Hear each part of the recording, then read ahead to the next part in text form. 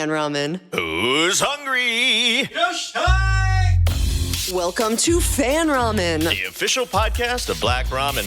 We're a hungry rock band who writes epic music for film and games. And we're here to read your fan fiction. I'm Lindy. May I take your order? I'm Ralph. Hi! Junmai daigincho kudasai! Behind the board is our dark shadow.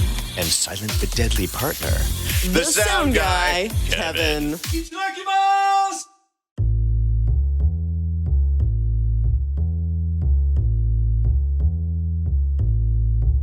I brought my cowboy hat.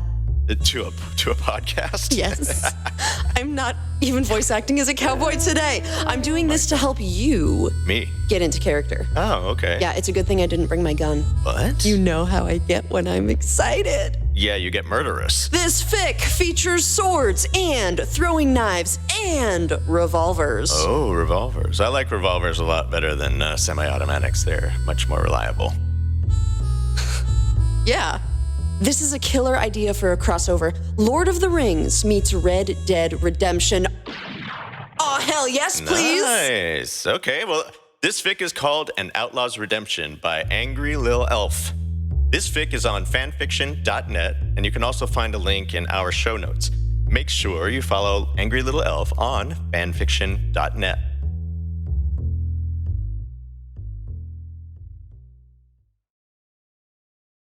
Arthur is given a second chance and is sent to a world unknown to better help its future. But has Arthur really changed? Or will he fall back into his old habits of being a killer and a thief?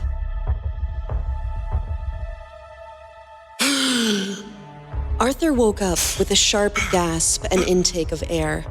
Breathing rapidly, he looked around. It was nighttime, and the stars shone overhead, while the moon gleamed like a shining silver coin in the sky. Another look told Arthur he was not in Roanoke Ridge, so what he thought was a dream was very real. Standing to his feet, Arthur brushed himself and looked ahead of him. In the distance, he could see a large, dilapidated ruin and the distant glow of a fire. Cautious, but hopeful for the sight of possible human company, Arthur strode forward towards the ruins and the distant fire, looking to find some answers as to where the hell he was. Then, as Arthur was within a short distance of the ruin, the frantic yelling of someone was heard. Put it out! Put it out, you fools! Put it out! Then another voice was heard. Oh, that's nice. Ash on my tomatoes. The voice complained, to which Arthur raised an eyebrow. Someone thought it would be a good idea to have a fry-up when it was clear they were being hunted. Then a loud, shrill, blood-curdling screech rang out into the night. Arthur's hand reflexively drew his Schofield. Whatever made that sound, it didn't sound friendly at all.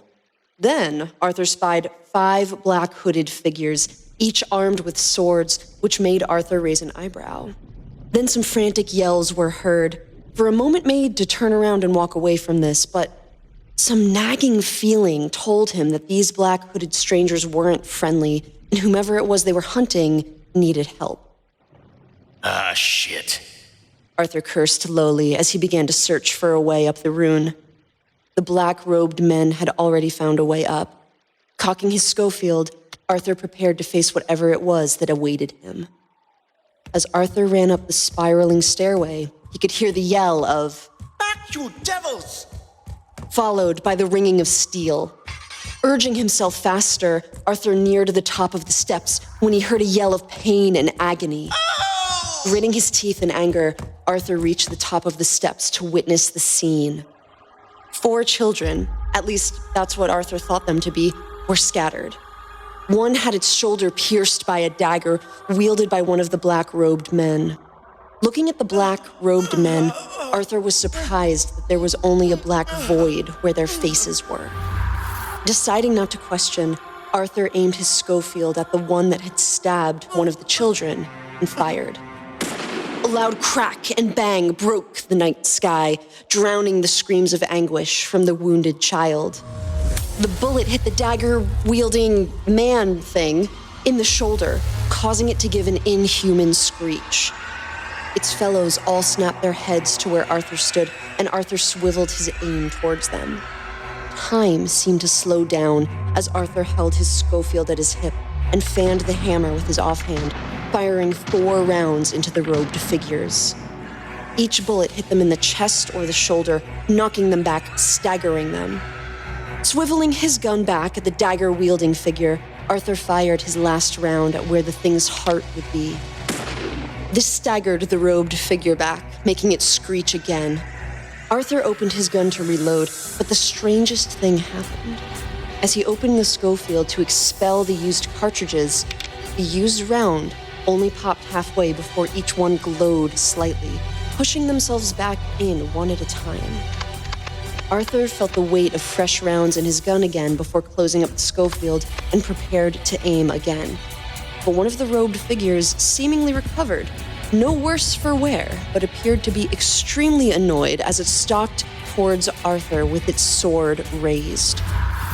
Shit! Arthur cursed as he avoided an overhead swing from the robed figure's sword, a sharp clang ringing out as the blade hit the stone ground. Slamming the handle of his Schofield into the figure's head, Arthur then prepared to fire a round into the thing's face, when another of the robed figures grabbed him by the arm and threw him to the side. Arthur grunted as he hit the stone floor, his Schofield knocked from his grasp. The robed figure who threw Arthur to the ground raised its sword, the tip pointed down towards Arthur's heart. A feeling of panic filled Arthur's heart as he realized that he was about to die again. A loud yell broke Arthur's train of thought. A man with dark flowing hair, wielding a long sword in one hand and brandishing a flaming brand in the other, leapt over Arthur. Suddenly realizing he wasn't about to die, Arthur grabbed his Schofield and quickly stood to his feet. The man who rescued Arthur was clashing his sword against the robed men, swinging his burning brand into their long black robes, setting them ablaze, making them scream, fleeing and dropping over the sides of the room. Arthur watched in awe as his rescuer took care of the robed figure, but one of the remaining robed men approached the 4 children. Without missing a beat, the stranger spun around and hurled his brand like a throwing knife, and the burning end stuck itself firmly into the robed figure's face, setting it alight as it fled. Arthur sighed in relief and holstered his gun. When he turned around, he saw the tip of the man's sword pointed at his face. What the hell? Strider looked at the stranger before him, his eyes hard and unrelenting. The stranger was garbed in a manner different than most men, but his skin tone didn't suggest he was from the East. Then there was the man's many weapons. They didn't match anything Strider knew of, and he had briefly witnessed the man use one of them on the Nazgul. The loud cracks of thunder were made every time the man used his strange little weapon, appearing to injure each Nazgul when they were hit by something. Some kind of projectile, although what kind, Strider could not ascertain. This how you greet folk around here? The stranger asked in a slightly annoyed tone. The man's accent was clearly foreign. It was almost a drawl. Strider prepared to ask the stranger who he was when Samwell shouted, Strider! Looking to the halflings, the Dunedain ranger saw Frodo was injured and in great pain, clutching the wound on his shoulder. Running over to examine the halfling, Strider spied the weapon that caused the injury. Holding the dagger up to examine it, the blade crumbled to dust, but it was enough to tell Strider what it was. He's been stabbed by a Morgul blade. The Dunedain said grimly and tossed the hilt aside and picked Frodo up. This is beyond my skill to heal. He needs elvish medicine if he is to survive. He stated. Looking back at the stranger, Strider said to him, Thank you for your aid, stranger. You need any more help? The stranger offered. Pretty sure those things will be coming back. He said. Strider silently debated on what to say. On one hand, the stranger had come to the halfling's aid, but on the other, they had no way of knowing if this stranger was a friend or not. Deciding to risk it, Strider said to him, Very well, but if you seek to harm us, I will not hesitate to kill you. The stranger gave a chuckle before saying, Well, let's get going. What is your name, stranger? Arthur Morgan. Come, we must get to Rivendell. Strider said, hefting Frodo into his arms. We're 6 days from Rivendell. Samwise cried out. He'll never make it. Hold on, Frodo. Strider whispered to the halfling in his arms, while Arthur Morgan kept pace with him, holding one of his strange weapons in his arms.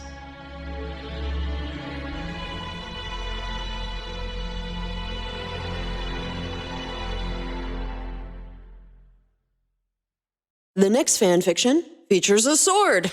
I brought my sword. Shut up. You don't own a sword. Not yet, but have you seen our merch? We're selling tons of stuff online now. Nice. Hey, Ralph, can you check to see if we're selling swords? I think we are. Hey, Lindy. Yeah. We are not selling swords. Oh. But we are selling journals, t-shirts, and wireless phone chargers. Check out our merch at our website, www.fanramen.com. We will not be selling swords. At least not for a while. You can also check out our Patreon, where we have outtakes, bloopers, and behind-the-scenes interviews. Hey, Kevin. Yeah? Ralph's making really inappropriate gestures. Ralph is an inappropriate gesture. We want to read your fan fiction. Submit your stories to fanramenpodcast@gmail.com. Check out our website on more directions on how to submit. The next fic is called The Dread Pirate Roberts. It's a Princess Bride fanfic from Frogman128. Check out our link in the show notes to give this story kudos on Archive of Our Own. Aye, it's time to show your grog blossom and cleave the story to the brisket.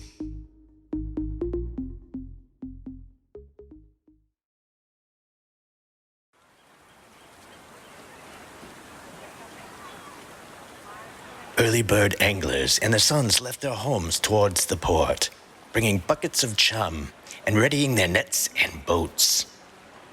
They were unintimidated by the frozen waters of the coast, for it was a routine they knew by heart. All the while, their wives and mothers prayed for their well-being from the boardwalk. Storms were commonplace during the season, and tragedy always seemed to strike when most unexpected. From afar, a young boy sat and stared at the departure of the fisherman, his gaze dark-eyed and dispassionate. The boy sat on his own in the cold ground, playing with a stick he had picked up from the ground on his way to the port. He remained there until the last vessel disappeared into the horizon. After a moment, the boy stood up and proceeded with his own routine, one he was forced to adopt for some time now. With each puppet-like step, the boy approached the edges of the port town and headed for its rocky eastern cliff. Dad, Inigo's not dead, is he? A young boy said, interrupting his father's narration. The man sat by the side of the bed, holding a couple of freshly printed sheets of paper. Of course he's not. Why would you think that? Replied the man, in an almost surprised manner. His son stared at him, dumbfounded. I mean, I'm pretty sure Inigo can't breathe underwater, said the boy, earning a hearty chuckle from his father. Why would I kill off the only remaining character from the original story? That makes no sense. Replied the man, exaggeratedly gesturing as if it were an inconceivable thought. So he's alive? The boy continued to question, furrowing his brows in an attempt to draw out an answer from his amused father. You will see soon enough, said the man, a mocking undertone glazing his words. The boy harumphed and fell silent upon hearing his father's cryptic response, allowing the man to return to his narration once more. The rocky east side beaches of Fischerdorf had never been anything special to the boy ever since he had first laid his eyes on them. He much preferred to leave right away on fishing trips with his father in order to be the first ones catching the morning haul. They had always been the first to leave and the first to arrive, the pride of the town. Fanfare surrounded the two as soon as their sweaty selves and sunburned faces arrived at the boardwalk. His mother would welcome them, waiting to transform their catch into a hearty chowder. He used to call it an act of magic before he knew the word, much less the meaning of it. As much as his mother's cooking had lost most of its quality over the years, it was still enough to keep him going during the odd errands and occasional adventure at the rocky shores. However, the memories of fresh seafood made his recent breakfast seem like a distant memory. He went and took a small detour from the usual path to the cliffside, all the while trying to ignore the gurgling sounds of his stomach. The boy soon arrived at a coastal meadow near the rock formations. Bright and reddish-tinted berry bushes adorned the lush green scenery. They were not as good as they looked, far from it. He learned that the hard way, the first time he made the mistake of gorging down a hazardous amount after tiring from chasing grasshoppers in the hills. Still, as with all things in life, he got used to them. They were an acquired taste, an acidic, downright sulfuric one, but a taste nevertheless. Once he bit into his third berry, something that had been nagging him in the corner of his eye for a while now finally overtook his attention. Despite not having ventured into the ocean for quite some time, he still knew it like the back of his hand, from the tiniest of seashells to the largest of waves. He knew his song by heart, and something was terribly off tune that day. The nagging feeling became a blinding light from the coast. There was no wave that could reflect such radiance, that much he knew. Wiping his face with his tattered shirt, he rose up and picked up the pace to investigate. Hunger no longer impeding him, the boy reached the jagged rock formation and began his routine descent into the hidden cove. Scrapes and cuts, battle scars he called them, adorned his arms and legs. Each step and hand movement the boy took was ingrained within his mind. There were no wasted motions and no moments of self-doubt. While he knew it was no substitute for fighting the open sea, he still felt a tiny twinge of pride from being able to tame a place deemed so dangerous by many. After he completed his unseen spectacle, the warm sands greeted him like an affectionate round of applause. It was a feeling he cherished dearly. For a moment, he almost forgot why he had climbed down in the first place. That was until the light blinded him once again from the corner of his eye. As quickly as he turned, the boy saw the culprit right below him. Many times, he had seen the image in his mind when he used to pick up sticks and dueled his friends at the shore, but never before had it left his imagination and entered reality. The boy had seen weapons before, whenever the royal tax collectors forced their unwelcome faces in town, but this was different. Not only was it right there, ripe for the picking, but he almost felt like it called to him. The handle of the sword, its blade, its presence, all of it was unparalleled quality. He could tell. It was a weapon fit for a tale, or even a legend. Once the boy grabbed the sword, another question began crawling in the back of his mind. Where did it come from? He thought. The boy did not even try to swing the blade around to cleave through the imaginary foes, for his father's words resonated in his memory. A man's net, like his will, is his own, no one else's. This remarkable piece of steel was not only the castaway in the hidden cove. He kept walking towards the east, taking the sword with him. The boy let a few slashing motions escape him during the search for the blade's owner, but quickly regained his focus. After a few minutes, he caught a glimpse from afar. It reflected no flash of light, but the sight was puzzling enough. The boy had never seen a castaway before in his life. The ocean never returns what it takes. And yet, here lay an exception to these dogmatic thoughts. Approaching the gray-headed anomaly with utmost care, he took the sword and carefully started poking the lying man's drenched leather vest with curiosity. He was careful enough as not to draw blood, but sufficiently persistent to annoy even the most patient of saints. As he repeated the motions, the boy soon noticed cuts and slashes covering the castaway's skin. Beneath the man's torn pieces of clothing, some were fresher than others. Battle scars, he said to himself with a sense of amazement he had so dearly missed, connecting dots and letting his imagination run wild. Pictures flooded in of grandiose, swashbuckling tales, vivified from memory. Ever since he was little, the boy had heard stories of these vicious seafarers, as told by his father. Words varied as much as the tales he remembered. They were adventurers, remorseless killers, free spirits, hunters of treasure, lovers of fine brew, and men of the sea. But one definition always trumped the rest. They were all pirates. His reminiscing soon came to a halt, however, once the 100th poke took place. A gasp for breath erupted from the burning sands. And with it rose the castaway. The dirtied man turned to face the surprised tormentor. The castaway stared at the boy, sand covering his ragged visage, squinting as if the sunlight were a sworn enemy. A second turned into an eternity. It was a standstill with neither side knowing how to react. However, before the gobbled up ball of emotions escaped the boy's mouth, the man had already lost a short-lived battle of wits. Is this hell? Asked the castaway. Strain painted all over his face. The boy could not properly respond to the man's cryptic voice of words, for the castaway promptly and rather ingloriously dropped his head back into the molten sands.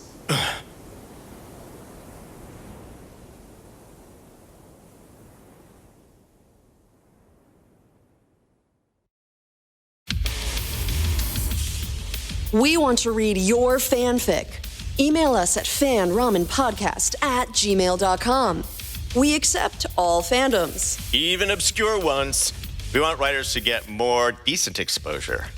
You work hard at your craft, and we are here to bring your stories to life. You can get in touch with us on Twitter.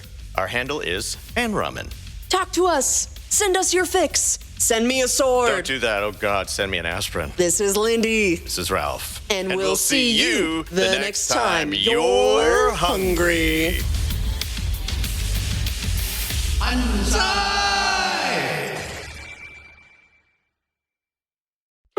This podcast produced by Lindy Day and Ralph Avalon. Sound design and engineering by Kevin Villagestone.